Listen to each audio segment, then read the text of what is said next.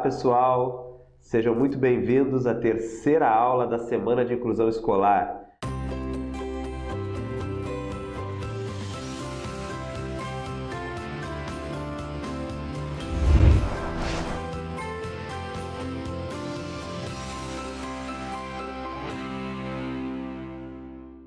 Está sendo fantástica essa semana, milhares de comentários aqui embaixo, todo mundo deixando aí não só a sua opinião e a sua dúvida, mas também a sua participação com comentários, com dicas de estratégias, contando um pouquinho da sua experiência, cada um na sua cidade, cada um com a sua vivência, com as dificuldades encontradas em cada uma das regiões aqui no país, mas de uma forma geral nós conseguimos perceber algumas, digamos assim, algumas dificuldades que aparecem mais, né? E a gente vai estar falando mais sobre elas, principalmente na próxima aula, que será uma aula ao vivo, tá? Então hoje a gente vai falar sobre análise do comportamento aplicada.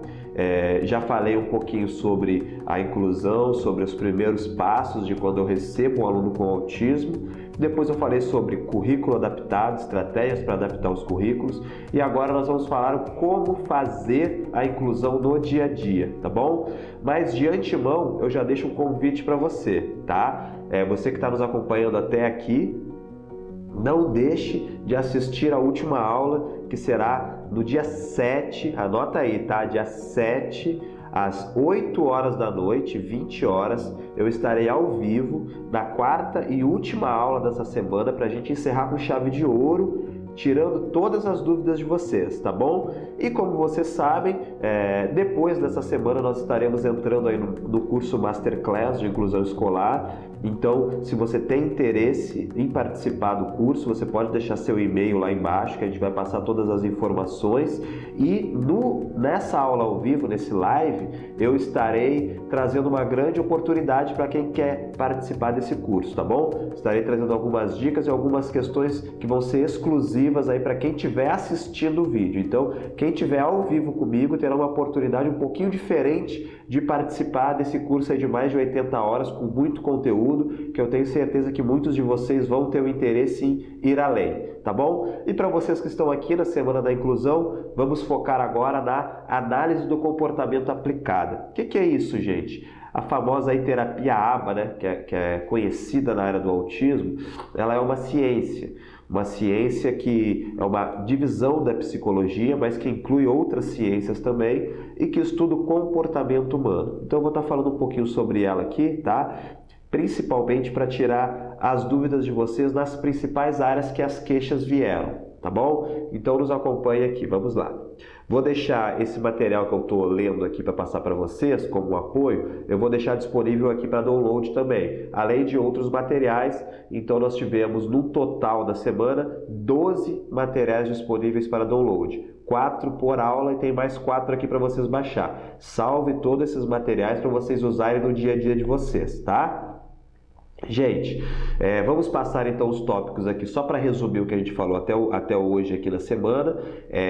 Vamos falar sobre o que é a análise do comportamento aplicada. Depois eu vou estar trazendo estratégias para o desenvolvimento de habilidades sociais, como reduzir aqueles comportamentos inadequados, de birra, de crises, de agressões, e como ensinar habilidades de socialização, de linguagem para essas crianças. E depois eu vou estar trazendo um currículo terapêutico adaptado para a escola, como ensinar algumas habilidades para essas crianças, tá? Não só crianças, adolescentes, adultos, para os alunos com autismo, tá bom? Resumindo aqui as aulas anteriores, nós falamos que a inclusão é um processo de construção histórica e nós estamos aqui no país nesse processo.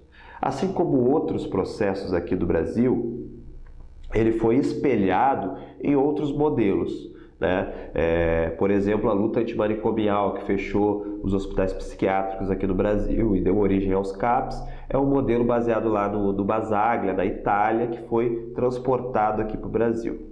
A inclusão escolar também é um modelo copiado de países europeus e nós estamos engatinhando aí nesse processo, um processo de reduzindo as escolas especiais e tentando, na medida do possível, incluir o máximo de alunos em escolas regulares com as flexibilizações, de forma que a escola seja para todo mundo. Então nós estamos engatinhando nesse processo por quê?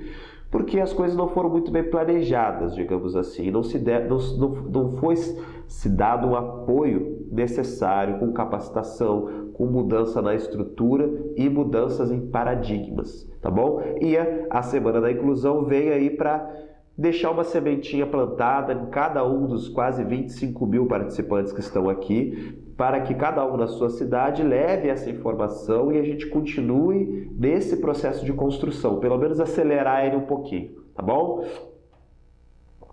Então eu estou mostrando aqui um slide agora com o que seria a inclusão. Vocês percebem a diferença entre os conceitos que foram evoluindo historicamente. Desde uma exclusão, onde essas pessoas elas eram excluídas da sociedade, na Idade Média elas eram abandonadas pelas famílias, lá na Grécia Antiga, na Roma Antiga elas eram atiradas de rochas, então eram realmente excluídas da sociedade, até um período de segregação, que foi um período onde elas estavam sumariamente em escolas e instituições fechadas, né? Instituições como manicômios, hospitais psiquiátricos e escolas especiais, e você não via essas pessoas na sociedade. Depois passamos por um período de integração ou inserção, que é um período que ainda nós estamos nessa transição hoje, que é as pessoas começarem a frequentar os ambientes, mas ainda numa situação à parte, numa sala de recursos, fora de sala de aula.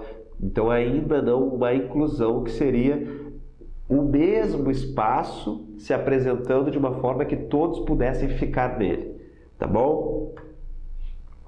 E o que a escola visa ensinar para um aluno com autismo? Como eu já falei nas outras aulas, não é só questões acadêmicas, tá bom? Então eu tenho uma lista aqui das principais coisas que a escola deve ensinar para um aluno com autismo. Habilidades sociais, eu vou falar delas mais profundamente daqui a pouquinho.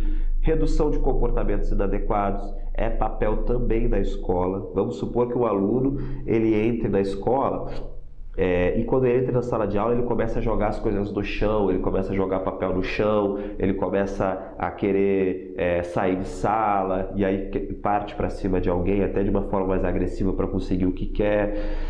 Por mais que a gente saiba que o papel principal para lidar com esses comportamentos é da família, de ensinar essas habilidades para as crianças, nós não podemos fazer essa divisão e não passar também esse papel para a escola, para que a escola possa contribuir para a redução desse comportamento, porque senão a escola não consegue exercer o papel dela. Se uma criança está apresentando esses comportamentos, como que nós vamos ensinar outras questões para ela? Então é sim também o papel da escola ajudar a reduzir esses comportamentos inadequados, tá? A comunicação e a interação, redução de estereotipias, né? Na medida que nós formos trabalhando outras questões, as estereotipias elas vão reduzindo, aqueles comportamentos repetitivos que pode ser o se balançar a cabeça, correr na volta dos pés. Atividades de vida diária, que são atividades de autonomia, que também está no currículo funcional que eu deixei aqui na aula passada. A escrita, a alfabetização e os demais conceitos acadêmicos. Então, tudo isso seria papel da escola e não só conceitos acadêmicos, tá bom? Mas vamos falar de análise do comportamento aplicada agora. Gente, a análise do comportamento aplicada, ela visa estudar a nossa influência no comportamento das pessoas. Então, basicamente, é assim. Tudo que acontece com a gente hoje vai influenciar na nossa personalidade, de forma que alguns comportamentos vão ficar mais fortes ou mais fracos nessa personalidade, nesse repertório comportamental. E aí a gente vai, a partir dessa influência, ter aumentada as chances de um comportamento ocorrer de novo ou diminuir as chances de um comportamento ocorrer de novo. Então a análise do comportamento ela estuda as influências em 3 áreas. Os determinantes filogenéticos, aquilo que é biológico, que é inato, aí estaria aí o espectro autista, mas nós não somos só isso, nós somos as influências ontogenéticas, tudo aquilo que é da nossa história de vida, então a construção da nossa história de vida, as relações, o que nos foi ensinado, os exemplos e questões sociais e culturais que influenciam, como por exemplo está influenciando essa mudança cultural da inclusão escolar nos últimos anos. Então nós somos reflexo de tudo isso. E aí a análise do comportamento visa estudar essas relações para ajudar essas pessoas, tá bom? Vou trazer uns exemplos para vocês que eu acho que vai ficar mais fácil para vocês compreenderem o que eu estou falando, tá? Porém, não é um conceito fácil de aprender assim tão rápido.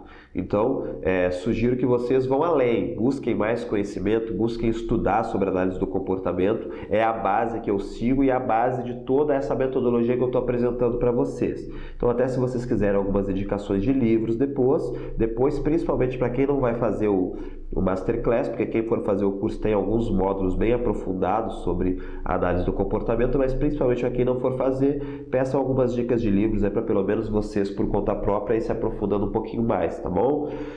Dá uma olhada nesse quadrinho aqui, vê se isso não é comum na vida de vocês. Vamos lá.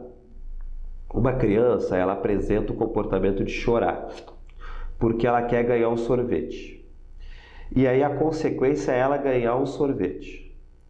Numa próxima situação que ela quiser ganhar um sorvete, nós estamos aumentando as chances dela emitir o comportamento de choro. Ou seja, dito de grosso modo, nós estamos ensinando a criança a continuar chorando. Isso é científico e é essas relações que a análise do comportamento tenta entender, para que a gente possa criar estratégias que ajudem a criança a aprender outras formas de comunicação, tá? Mais alguns exemplos para vocês. O aluno, ele estava na cantina, né? Queria ganhar um doce. Ele se joga no chão, começa a gritar e aí ele ganha o doce. Exemplo 1. Nós estamos aumentando as chances de, na próxima vez que ele for na cantina e quiser um doce, ele se jogar no chão e gritar. Nós estamos ensinando ele a se comunicar dessa forma, mesmo não querendo, né? Ninguém quer ensinar a criança a pedir as coisas gritando e chorando, acredito eu, né? Mas muitas vezes é o que está acontecendo sem saber. Por isso que é importante o conhecimento e por isso que não existe inclusão sem capacitação, tá? Outro que é muito comum, tá? Estava na porta da escola, a criança, o aluno se jogou no chão e começou a gritar. A consequência disso, como ele estava gritando, estava em crise, ele não foi para a escola. A gente está ensinando para ele que na próxima vez que ele não tiver a fim de ir para a escola, ele tenha que se jogar no chão e gritar. E eu não estou dizendo isso, gente, para dizer que não pode dar doce para a criança, para dizer que não pode ceder quando a criança fizer isso. Não, não é isso. Aqui nós estamos ainda estudando as relações, para depois traçar as estratégias. Tá? Então, vou dar mais um exemplo e depois eu vou dizer exemplos de estratégias que a gente poderia traçar aqui. Tá? Mais um exemplo, a mãe estava conversando com outra pessoa, pode ser a professora também, tá? A criança jogou-se no chão e gritou, querendo a atenção da mãe, e a mãe olha para a criança dando essa atenção. Estamos ensinando a ela a pedir atenção dessa forma, tá? Quando a gente tem esse mapeamento, nós começamos a fazer as estratégias. Por que lá na primeira aula eu enfatizei muito a relação da escola com a família? Você acha que é fácil passar isso para um familiar? Vocês acham que é fácil sentar na frente de uma mãe e dizer: olha mãe, da forma como você está fazendo, você está ensinando o seu filho a chorar, a gritar. Vocês acham que é fácil? O que vai acontecer se eu disser isso de uma forma simplista? A mãe não vai ouvir, vai me xingar, vai brigar, vai dizer: olha, você não, a educação do meu filho cuido eu. Simples assim, né? Por quê? Porque primeiro essa família ela tem que entender que não é o que você está achando, é o que você está percebendo através de uma estratégia científica. Segundo, essa família ela não pode de forma alguma se sentir julgada. Você não está fazendo essa análise para julgar a família. Você está fazendo essa análise para ajudar a criança. Então você tem que passar essa informação de uma forma que a família entenda que você não está julgando ela e que você também está no processo de aprendizagem e que é o melhor para que o aluno vá aprendendo. Terceiro e mais importante, você não pode só criticar o comportamento da família. Você precisa dar uma alternativa para esse comportamento. E quando essa alternativa acontecer, você precisa valorizar isso para a família. Ó pai, ó mãe, gostei, agora tá bacana, ele tem até mudado já aqui na escola. Por quê? Porque é essa motivação que vai fazer outras mudanças acontecerem. Isso só vai ser possível se a relação escola, família, terapeuta estiver muito consolidada. Por isso que eu bati muito nessa tecla lá na primeira aula, tá bom? Quem não assistiu a primeira aula, pausa aqui, dá uma assistida lá, porque não adianta ter essas informações e não ter o carinho e a empatia para passar essas informações para quem é de direito, tá? Vamos lá. Que estratégias a gente poderia estar traçando? Por exemplo, a criança estava na porta da escola, ela se jogou no chão e gritou. A primeira pergunta que eu preciso fazer: por que ela não queria entrar na escola? Então eu vou passar a fazer a função de investigador. Eu vou tentar entender qual é a aula que ela tinha, eu vou tentar entender quem é a professora, se mudou, se não mudou, eu vou tentar entender o que aconteceu em casa antes, eu vou tentar entender se isso é todos os dias que está acontecendo, ou é em determinada aula, ou é quando o pai viaja, ou é quando tem visita em casa, o que acontece que aumenta as chances dela não querer ir para a escola, para eu tentar influenciar esses antecedentes, ou seja, tentar trabalhar com esse ambiente para que a gente diminua, né, esses momentos, ou seja, a gente já está preparado para um dia que talvez ela não queira entrar muito, para traçar uma estratégia com a mediadora, por exemplo, da mediadora receber nesses dias a criança com um brinquedo que ela gosta, e aí a gente está ali estimulando ela a querer entrar, tá? Já sabendo antecipadamente que naquele dia ela não vai estar bem, tá? Então é importante investigar. Ela se joga no chão e grita. Nesse momento é a hora da gente ensinar uma alternativa para ela. Olha, não é assim que você pede, que você não quer entrar. Como que pede? Aí vai depender do nível da criança, como que você vai ensinar. Tem autistas que você vai ensinar de forma mais verbal, só um pouquinho mais direta e sem muita enrolação verbal, tá? Tem outros alunos que você vai precisar usar as histórias sociais. Então eu vou estar disponibilizando aqui também um conjunto de histórias sociais para vocês usarem com os alunos de vocês, tá bom? Eu vou deixar disponível aqui agora. São várias situações que eu vou falar mais na frente o que são histórias sociais, você já pode fazer o seu download aí, tá? E em terceiro lugar vem a consequência aqui. Eu preciso quebrar essa relação. Eu preciso não deixar a criança aprender que dessa forma ela consegue o que ela quer. Então não tem jeito. Nesses momentos a gente não vai poder ceder. Mas a gente pode ensinar a alternativa e aí é ceder para a alternativa. Por exemplo, a criança se jogou no chão e gritou porque ela quer um sorvete. Eu posso ajudar ela a levantar, falar para ela apontar para o sorvete, ou pegar um cartão do sorvete e entregar, ou falar sorvete, ou pedir por favor, vai depender do nível de cada criança.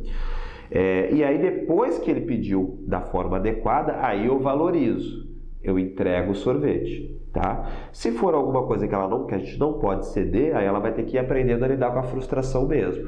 Ou seja, gente, é sempre individual, nós precisamos investigar para poder traçar as melhores estratégias, sempre em conjunto com a família, porque não adianta eu ensinar a criança a apontar para o sorvete e ela ganhar o sorvete durante o período que ela está na escola, se no outro ambiente, o resto do dia, ela pede de outras formas, chorando, gritando, batendo, enfim, não adianta.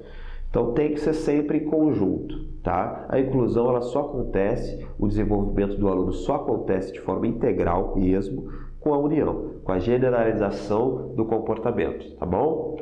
Que outras respostas inadequadas, além dessas que eu falei, de se jogar no chão, gritar, a gente chama de comportamentos inadequados, que é o que a gente visa ensinar aí para os nossos alunos.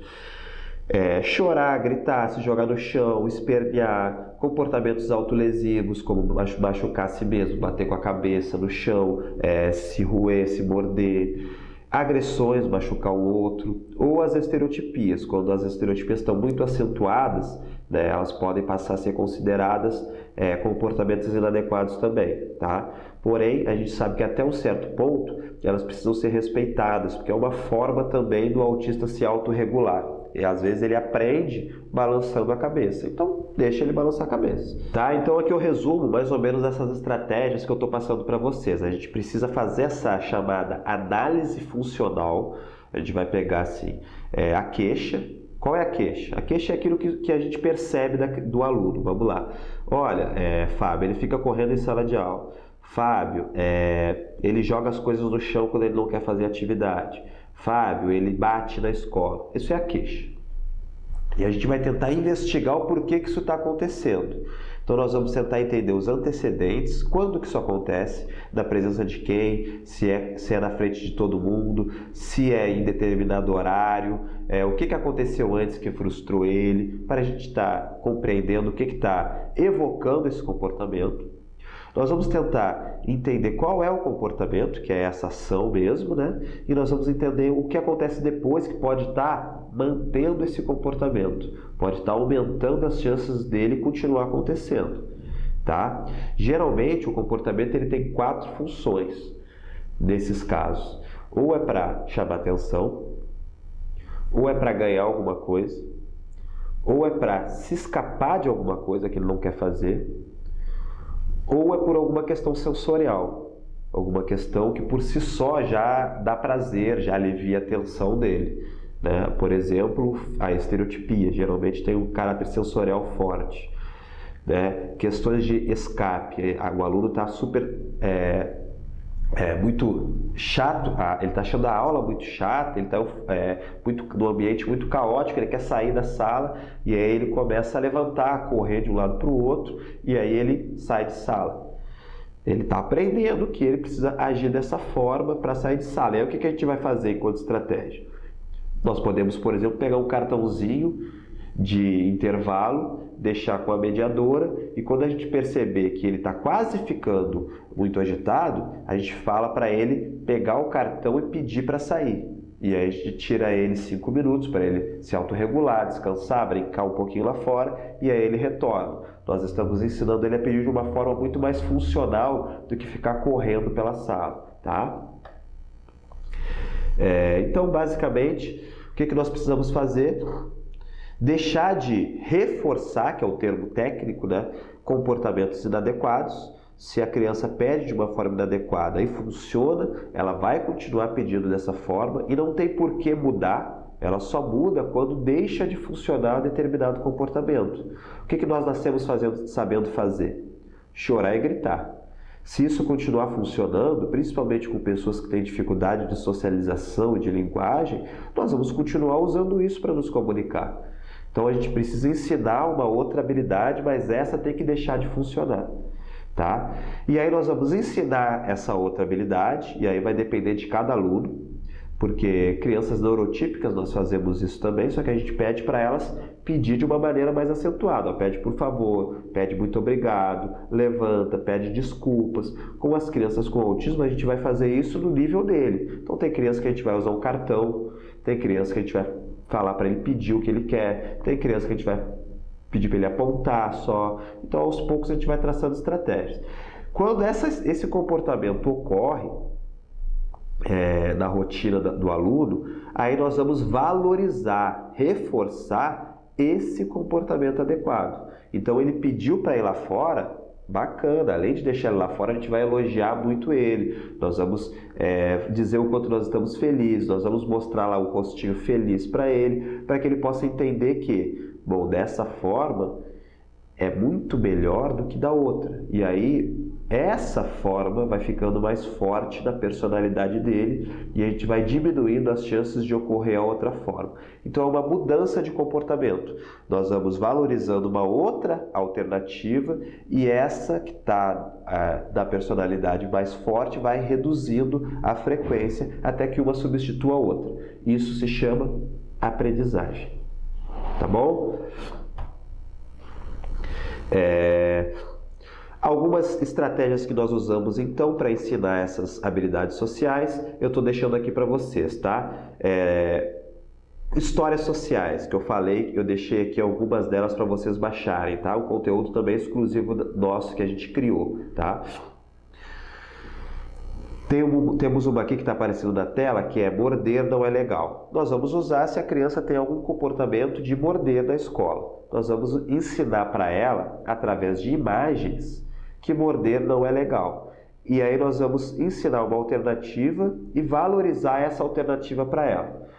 O visual, isso é regra geral, tá, gente? O visual ensina muito mais do que o verbal para os alunos com autismo. Então nós precisamos muito desse apoio de fotos, de imagens, de vídeos, tá? E as histórias sociais nada mais são do que isso, tá bom? Temos aqui também do lado a rotina. Ociosidade e ansiedade são as piores situações para os alunos com autismo. Geralmente geram comportamento de birra, comportamento agressivo e estereotipia. Então nós precisamos reduzir o tempo ocioso, o tempo solto, e nós precisamos reduzir a ansiedade. Como? Antecipando aquilo que vai acontecer e mantendo as regras bem firmes, né? A rotina bem estabelecida e que a criança saiba que rotina é essa. E aí a gente também usa o apoio visual. Quadros de rotina, ou, por exemplo, o que eu estou mais indicando agora é o aluno, por exemplo, ele está sentado aqui, tem uma parede do lado dele. Nós vamos colocar um velcro do lado da mesa dele e nós vamos colocar as fotos da rotina na sequência desse velcro. Tá dando para entender? Toda a sequência, ele chega na escola, ele vai para o horário de oração, por exemplo, algumas escolas têm, ele vai depois para o horário de chegar na sala, estudar, vai para o horário do recreio, horário do lanche, mais atividades, o pai vem buscar, ele indo embora. Então toda a sequência que vai acontecer ao longo da rotina dele. E quando for passando a rotina, a gente vai tirando a foto. Então eu tiro a primeira foto, mostro para ele, guardo, ele já sabe que vai fazer aquilo que eu mostrei. Quando acabou, eu vou lá com ele na rotina, tiro a segunda e a gente vai tirando todas até passar o horário todo.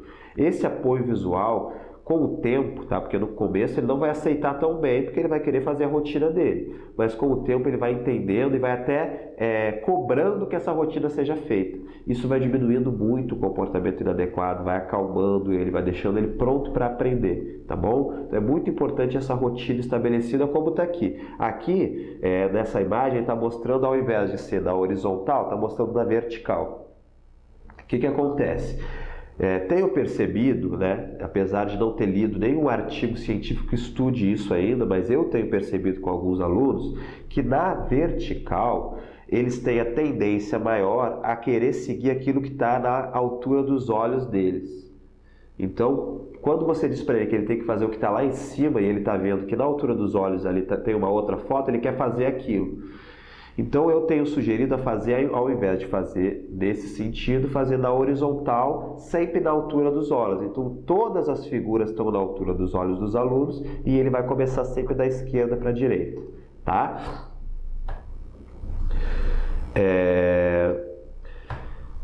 Gente, até aqui eu falei sobre habilidades sociais. Porém, a escola não é só para isso, né? Aqui numa escola nós precisamos ensinar, além dessas habilidades, outros diversos ensinos de todas aquelas habilidades que eu deixei lá nos currículos funcionais ou outras que possam aparecer a partir das dificuldades, das peculiaridades de cada aluno, tá? Existe um método para ensinar algumas habilidades que muitas vezes nós não conseguimos, na maioria das vezes, nós não conseguimos ensinar pelos métodos tradicionais. Vamos lá. Como que eu aprendi a escovar os dentes? Como que vocês aprenderam a escovar os dentes? Hein? Lembram? Provavelmente eu aprendi escovando os dentes, olhando meu pai, olhando minha mãe, alguém me ajudou ali a botar pasta, eu fui escovando, alguém pode ter me mostrado algum desenho, algum livro que também o personagem escovava os dentes, e aí eu fui aprendendo, fui sendo elogiado por isso e fui aprendendo rapidamente, né? Muito pela imitação. Para a grande maioria das crianças com autismo, tirando aí os autistas Asperger, que têm um pouco mais de facilidade nessa autonomia, aprendem mais facilmente essas questões de autonomia, mas a grande maioria do espectro, essa tecnologia, esse método de ensino não vai funcionar muito bem, porque eles não têm essa facilidade para olhar o ambiente social e imitar o comportamento. E aí parece que ele não vai ensinar. E o que acontece geralmente? Nós passamos a fazer por eles. E isso é um perigo, porque se eu faço por eles, ele não vai aprender nunca. Se todos os dias eu fizer por ele, ele não vai aprender. E lembre-se sempre que a capacidade de aprender dele não pode ser questionada. Ele pode aprender, só que ele pode aprender de uma forma diferente no tempo dele. Como que nós vamos ensinar então? Anotem esse termo até para vocês pesquisarem mais a fundo, tá? Método das tentativas discretas. O que é isso? É um dos métodos dentro da análise do comportamento aplicada que visa ensinar os alunos, sempre dividindo um comportamento mais amplo em pequenas partes, ajudando a criança, o aluno, o adulto a fazer cada uma dessas partes e valorizando sempre o acerto, seja com elogio ou seja entregando algum item, algum brinquedo que ele goste muito. Por isso que eu foquei lá na primeira aula que nós precisamos conhecer o aluno e saber quais são os itens de interesse dele. É aí que entra a participação da família, tá? A família nos dizer o que ele gosta, para a gente estar podendo trazer isso para o ensino. Então eu vou falar aqui, já que eu usei o exemplo do escovar os dentes, eu vou dar um exemplo do escovar os dentes. Como que nós poderíamos ensinar? Primeiro, ter esse apoio visual de cada uma das partes, e olha como é complexo escovar os dentes. Nós precisamos abrir a pasta, nós precisamos pegar a escova, segurar, nós precisamos botar a quantidade exata de pasta, nós precisamos levar a escova até a boca, a coordenação motora, nós precisamos escovar todos os dentes, depois nós precisamos enxaguar a boca, não pode engolir, tem que cuspir fora, precisamos lavar a escova, fechar a pasta, guardar tudo, lavar o rosto, secar o rosto, fechar a torneira e sair do banheiro. É muita coisa, só que para a gente é automático. E aí quando um aluno, uma criança não consegue fazer toda essa sequência, nós dizemos que ele não é capaz. Mas não é isso. Ele precisa aprender num ritmo mais lento. Então, como que eu vou fazer? Método das tentativas discretas. Eu pego cada uma dessas partes e eu vou ajudando fisicamente o aluno a fazer. Então, eu pego a mãozinha dele, mas eu não faço por ele. Eu pego a mãozinha dele, ele segura a escova, eu abro a pasta se ele ainda não consegue abrir, mas eu já peço para ele botar a pasta, eu dou uns toquezinhos na mão dele, posso até ajudar ele a escovar, mas olha, é ele que está escovando, tá? E aí eu vou fazendo com ele aquilo que ele ainda não pode fazer e vou deixando ele fazer aquilo que ele já pode. E gradativamente, dia após dia, eu vou reduzindo a minha ajuda física e vou elogiando os avanços. E aí ele vai aprendendo, tá bom? É totalmente diferente do que eu sempre fazer por ele, certo? Se eu sempre faço por ele, ele não vai aprender nunca. Se eu faço junto com ele, vou reduzindo a ajuda física, lá na frente ele vai fazer sozinho, tá? Então eu coloquei aqui algumas das habilidades que estão lá naquele currículo básico. Dentro do currículo funcional, tem algumas habilidades chamadas habilidades básicas. Essas habilidades são aquelas que, se a criança, ou muitas vezes o adolescente, o adulto, principalmente em escolas especiais, eles não têm esse aprendizado, todo o resto fica prejudicado. Então nós precisamos focar em ensinar isso. E parece às vezes que isso não é papel da escola. Parece às vezes que esses comportamentos não são aprendidos. Mas aí que está o ledo engano. Esses comportamentos também são aprendidos, nós também podemos ensinar e nós só vamos ensinar os outros comportamentos, as outras habilidades, se o aluno já tiver adquirido pelo menos em parte isso. Por isso que eu coloco no currículo funcional do aluno essas questões, tá? Então eu estou trazendo habilidades básicas partindo do pressuposto de que essas são as maiores dificuldades das escolas. Quanto mais o nível de autismo é mais leve, né, menores são as dificuldades de ter que adaptar. A gente precisa adaptar menos. Então, com uma criança com autismo mais clássico, mais severo, as dificuldades são maiores e são essas habilidades que eu estou trazendo aqui para vocês hoje. Então, logicamente, que quem tem aluno com autismo mais leve, muitas questões aqui não vão estar se enquadrando. É só para dar alguns exemplos para vocês e aí depois eu posso estar dando outras dicas para outros públicos, tá? Adolescentes do ensino médio, ensino fundamental 2, adolescentes Asperger que estão lidando com questões relacionadas à depressão, a bullying, que é muito comum. Então tem várias outras estratégias que vão poder estar traçando. Não tem como abordar todo o assunto nessa semana, mas eu resolvi trazer aqui para vocês aquilo que eu acho que é o mais complicador para as escolas, tá bom? Primeira habilidade, gente, uma queixa que apareceu muito aqui nos comentários. Poxa, eu quero ensinar um determinado aluno, mas ele não para, ele não consegue ficar sentado, ele só fica andando na sala ou andando na rua, ele não consegue ficar dentro de sala sentado. Como que eu posso ensinar uma criança a sentar? Isso também pode ser ensinado. Uma dica que eu sempre passo para as famílias, por exemplo, é quando a criança estiver em casa, a gente colocar ela sentada na frente da televisão para ela ver o desenho que ela gosta, a gente ficar com o controle remoto na mão. Quando ela levantar, você pausa o desenho, pede para ele sentar de novo, ajuda ele a sentar, elogia por ele ter sentado e liga de novo. E fica ali, sempre que ele sentar, você faz isso. Pelo menos uns 15, 20 minutinhos por dia. Fazendo todo dia, ele vai aumentando o tempo de ficar sentado. Porque o ficar sentado também requer um novo equilíbrio. Ele precisa reduzir a estereotipia e se sentir bem, se sentir confortável sentado. E ele só vai adquirir isso ficando. Gradativamente você vai aumentando esse tempo. Então, como que nós fazemos? Nós pegamos os itens, tá? E aí, basicamente, esse ensino vai se dar da mesma forma para todas essas habilidades que eu vou estar trazendo aqui. Você separa um item que a criança gosta muito. Então, você precisa conhecer esse aluno e você precisa pedir para a família levar isso para a escola. Ah, ele gosta da Turma da Mônica. Tem algum boneco de Cebolinha? Traz para a escola, deixa aqui guardadinho. Ele gosta de dinossauros, vamos trazer uns dinossauros, vamos deixar aqui guardadinho. Para esse momento, a gente vai pegar isso que ele mais gosta, vamos estar pedindo para ele sentar, sempre com a mesma instrução, fulano, senta. A gente ajuda até um pouquinho ele a sentar, e aí quando ele sentar, você entrega o que ele gosta. Quando ele se levantar, você não vai focar em forçar a criança a sentar, nunca. O ensino tem que ser sempre prazeroso, sempre divertido, tá? Você vai focar em tentar tirar dele aquilo que está chamando a atenção dele. Você tira e você pede para ele voltar através do estímulo. Se ele não voltar, você pode até ele, pedir para ele voltar, pedir para ele sentar e entregar de novo. E aí você vai vendo mais ou menos, pode até anotar, o tempo médio que ele fica sentado.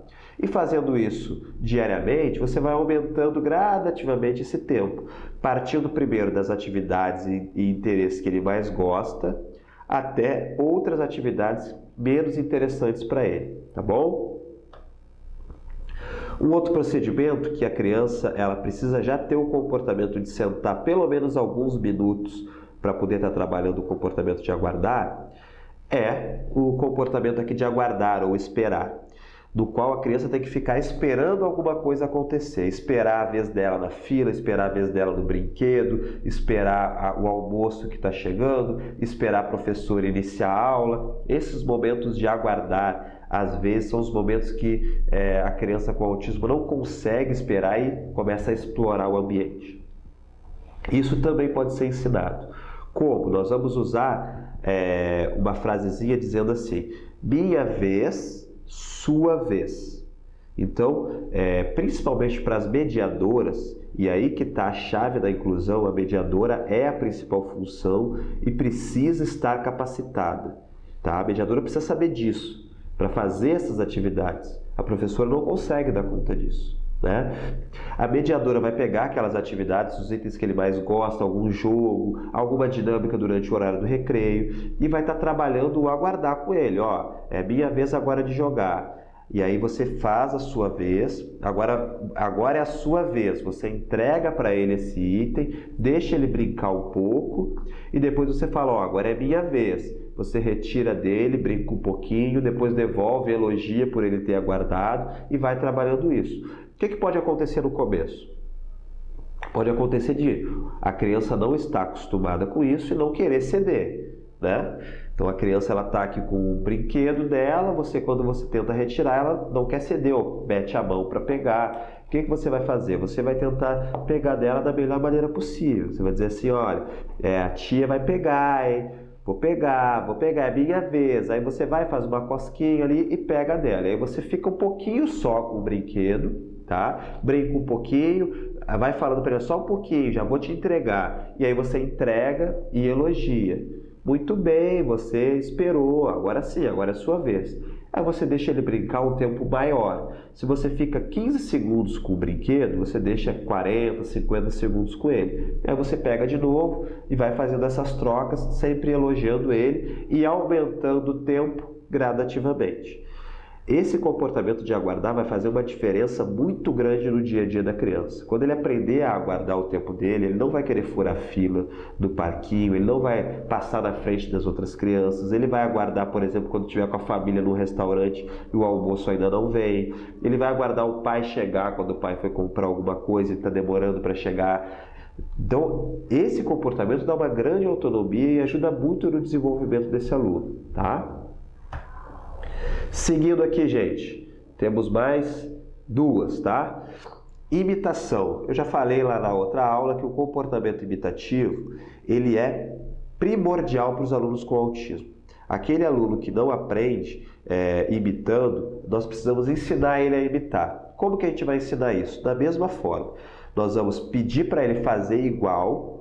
Nós vamos fazer um comportamento, vamos ajudar ele a fazer esse mesmo comportamento e depois nós vamos elogiando e parabenizando ele. E, em algumas vezes, até entregando alguma coisa para ele.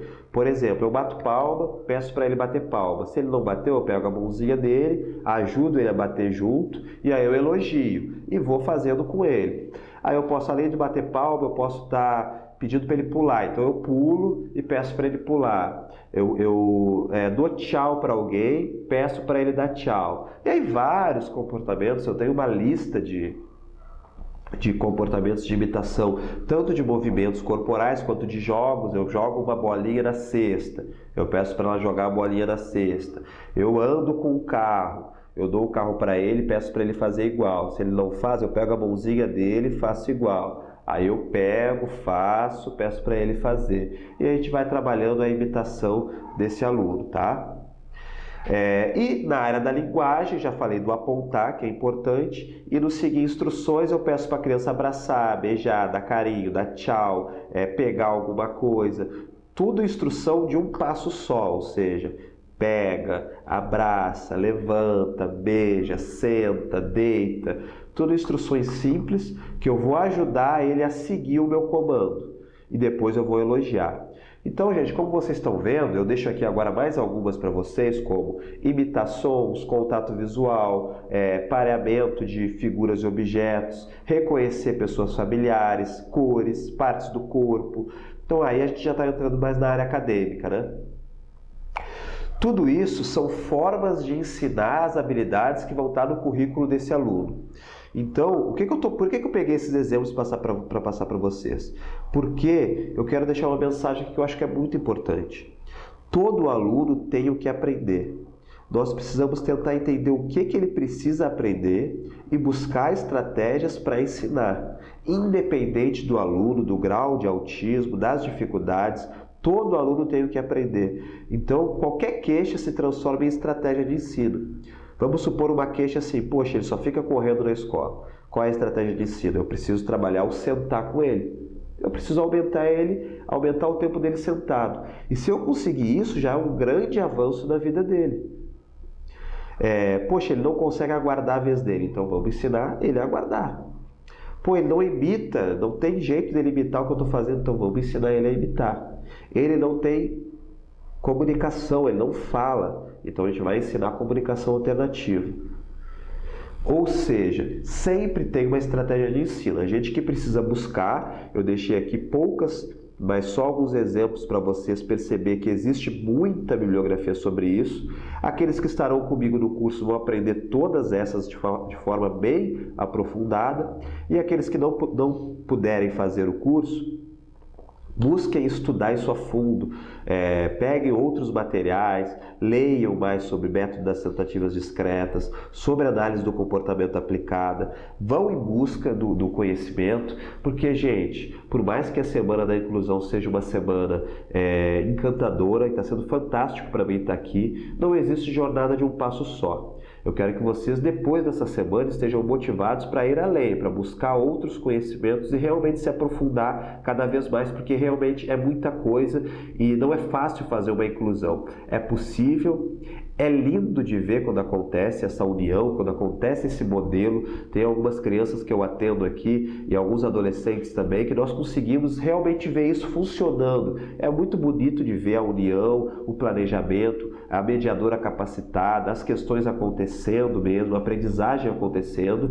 Não é fácil, é preciso de um envolvimento aí de ambas as partes, todo mundo, cada um na sua parte, mas é possível. E se é possível acontecer com um aluno, é possível acontecer com todos.